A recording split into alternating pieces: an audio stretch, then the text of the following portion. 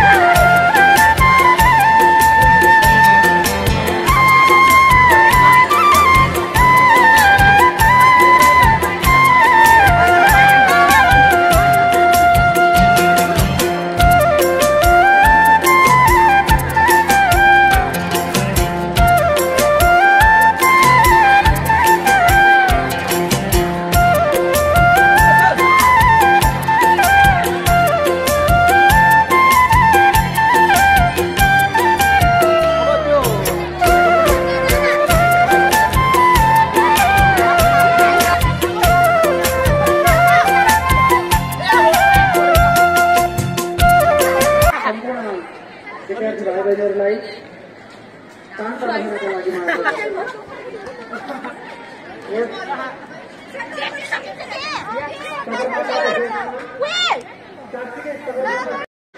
साहस Chaudhary class 9A, Sahas Chaudhary, Karuna Wagle class 10B,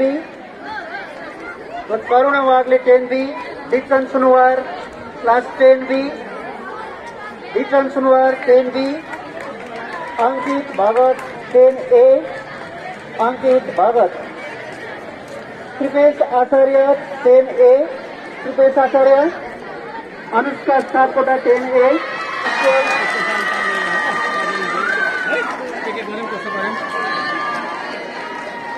स्वस्थ शरीरको सङ्कल्पले निम्त एउटा विशेषसहित आफूलाई यस साइकल यात्रामा सहभागी गराउनका सम्पूर्ण विद्यार्थीहरू, सम्पूर्ण साइकल टिम, विभिन्न यस यात्रालाई प्रत्यक्ष परोक्ष रूपमा सहयोग गर्नुहुने सहयोगी हातहरूलाई पनि म यस अवसरमा सम्झाउन चाहन्छु।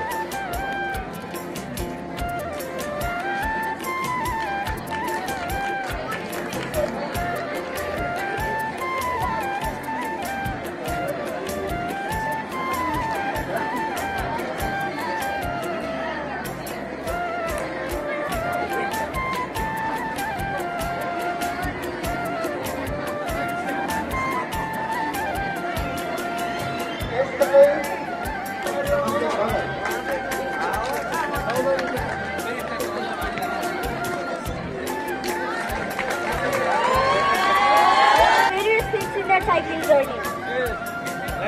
Cycling, we learn why we have to cycle, what are the advantages of cycle, and how can we improve the tourism industry of our Nepal by the help of cycling. Cycling is very important for our health. It helps to control and remove various diseases from our body. Those are the people who have a heart problem, breathing problem, and cholesterol and other fat diseases, they will be very happy to know that it will be very easy to solve their disease problem by the help of cycling. Cycling is a very useful also for the improvement of tourism industry of our country.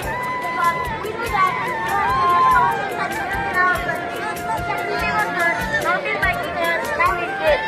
So if the government will improve this downhill training facilities and provide a ticket system, then it will very directly help in the economy of tourism industry of our country. सम्पूर्ण विद्यार्थी भाइ बहिनीहरूलाई ताली बजाई उहाँलाई भव्य रूपमा स्वागत गरिदिनुको लागि हार्दिक अनुरोध।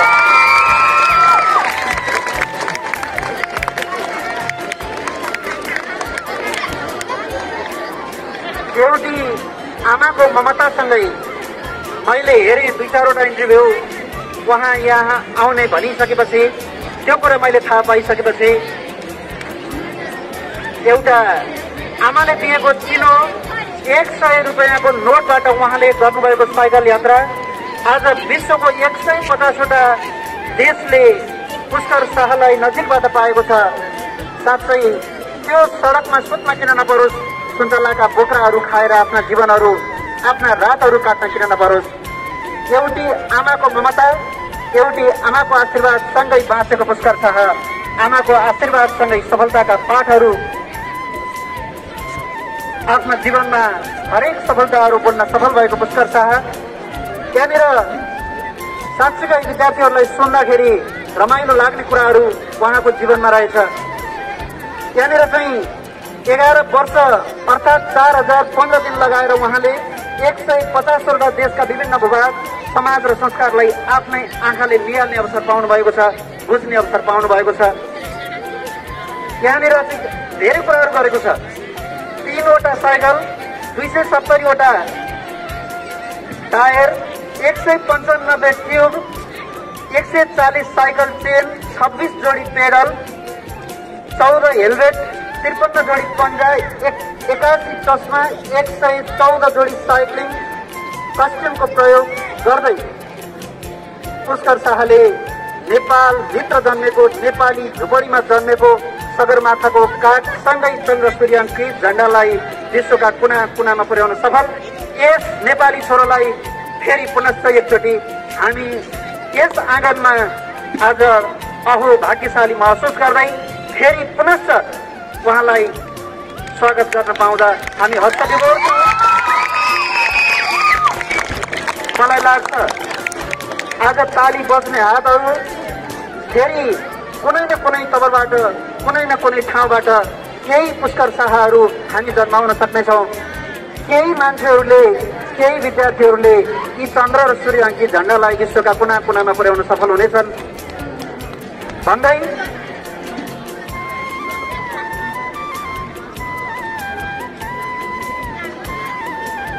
उहाँलाई खादा प्रदान गरिदिनुका लागि विद्यालयको भाइस प्रिन्सिपल अञ्जना कणेलज्यूलाई हार्दिक अनुरोध गर्दछु। बुकी प्रदान गरिदिनुका लागि साइकल अभियन्ता रुक्मिनी सापकोटा घिमिरेज्यूलाई हार्दिक अनुरोध गर्दछु। यसै गरी नेपालीको पहिचान ढाका टोपी सँगै नेपालीत्व प्रदान गरिदिनुका निमित्त यस विद्यालयका प्रिन्सिपल श्री विमल कुमार छेत्रीज्यूलाई म हार्दिक अनुरोध गर्दछु।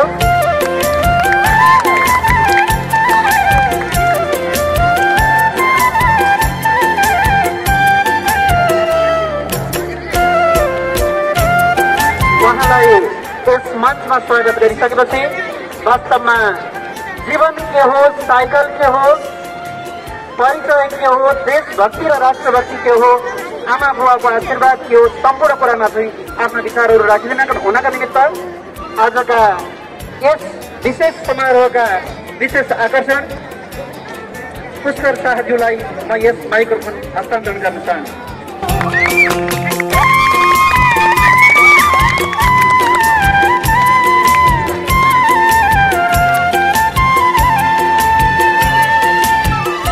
सबैलाई नमस्ते।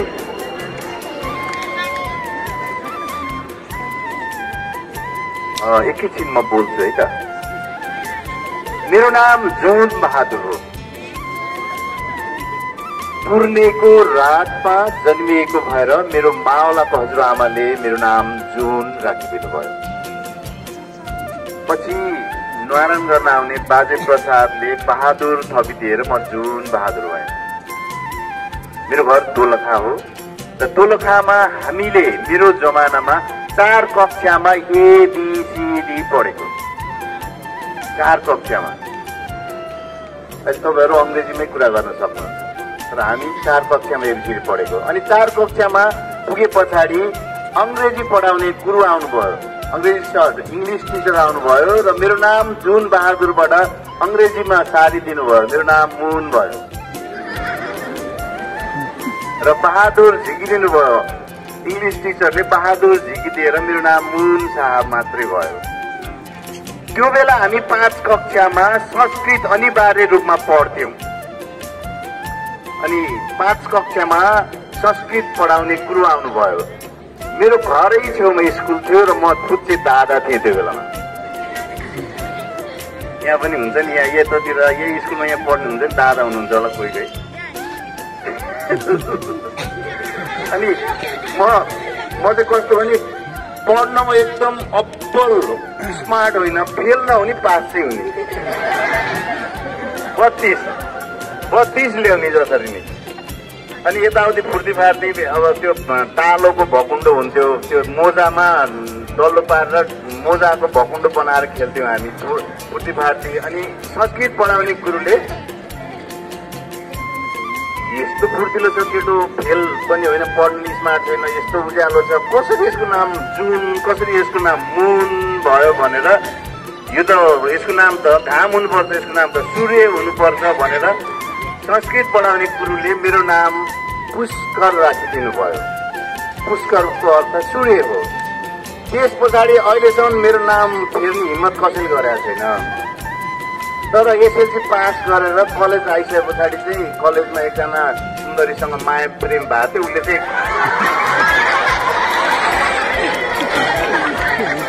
उसले चाहिँ मलाई कालो भन्थिन् है।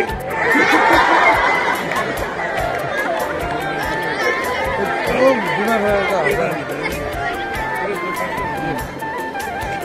एसएलसी पास गरेर काठमाडौँ आए पछाडि मास्टर बन्ने सपना थियो मेरो, शिक्षक बन्ने।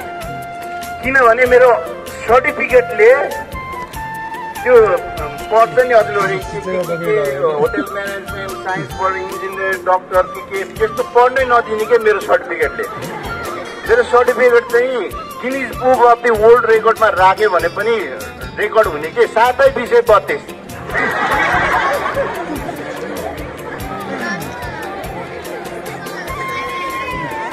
अनि म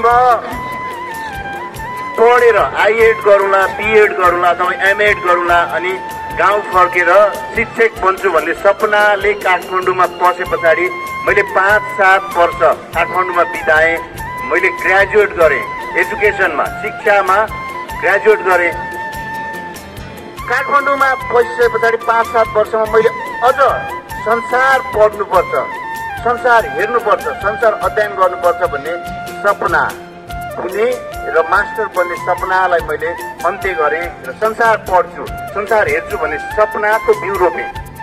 त्यो कसरी सम्भव छ त भन्दाखेरि साइकलबाट सम्भव छ भनेर म साइकल लिएर संसार घुम्न निस्कने सोच बनाएँ र आमालाई भने अब म जागिर खान्न, म संसार घुम्न जान्छु भने। आमा आत्तिनु भयो, कसरी सम्भव छ त संसार, बाटो हराइँदैन, गाउँ कसरी फर्किन्छ भन्नुभयो। किनभने त्यो पहाडमा, त्यो दोलखाको दुर्गम गाउँमा मेरो आमालाई संसार भन्ने कुरा आँगनको डिलबाट निस्केर देखिएको सैलुङको डाँडो नै संसार, अथवा त्योभन्दा अलि अग्लो भयो भने कालिम्चोकको डिल संसार, अथवा त्योभन्दा अग्लो भयो भने गौरी शङ्कर हिमाल नै संसार थियो। आमाले पत्याउनु भएन, म गाउँ कसरी फर्किन्छु। कहिलेकाहीँ हुन्छ नि बुवा आमाले, कहिलेकाहीँ हामी घुम्न जान्छौँ सौरा अथवा कहीँ यता कहीँ गयो भने एक्लै जाने भनेर आमा आत्तिनुहुन्छ, बाबा आत्तिनुहुन्छ, यी बजार जाँदैन राम्रोसँग जाए भन्नुहुन्छ। अब संसार घुम्न जान्छु भन्दाखेरि त आमा पक्कै पनि आत्तिनु भयो, विश्वास गर्नु भएन। मलाई 1 वर्ष लाग्यो आमाको स्वीकृति लिनलाई। म संसार घुम्न जान्छु जान्छु जान्छु जिद्दी गर्दा गर्दा गर्दा 1 वर्ष पछाडि आमाले ल जिद्दी जा भन्नुभयो, ल घुमेर आइज भन्नुभयो। आमाको स्वीकृति नलिकन संसार घुम्न पनि सक्थेन म। आमाको आँसुले पिराल्यो भने मलाई संसार घुम्ने बाटाहरू सबै बन्द हुन्थे। त्यसकारण आमाको आशीर्वाद 2055 सालको साउन 16 गते दोलखाको सदरमुकाम चरिकोटबाट म विश्व यात्रामा निस्कँदाखेरि मेरो आमाले मलाई 100 रुपियाँ दिनुभएको थियो। 100 रुपियाँले हामी कहाँ पुग्छौँ, बुटोल पनि पुग्दैनौँ है, हेटौँडा पनि पुग्दैनौँ।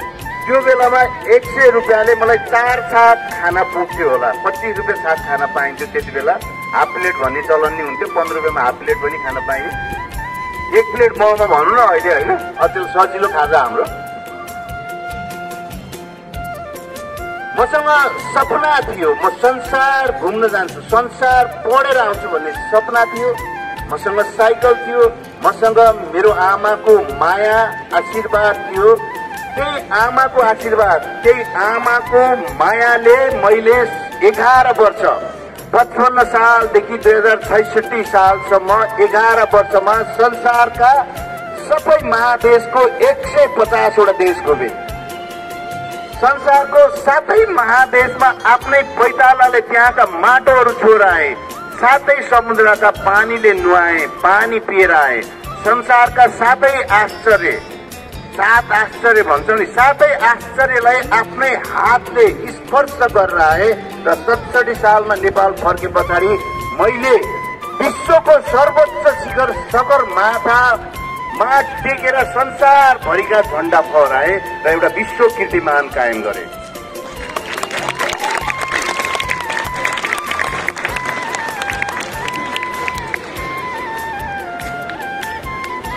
यो एउटा इच्छा शक्ति र गन्तव्यको कथा हो र यो एउटा सपना र सफलताको कथा हो। एउटा मान्छेले चाह्यो भने संसारलाई कैयौं फन्को लगाउन सक्छ साइकलमा, र एउटा मान्छेले चाह्यो भने सगरमाथालाई पनि एकैछिन होचो बनाउन सक्छ।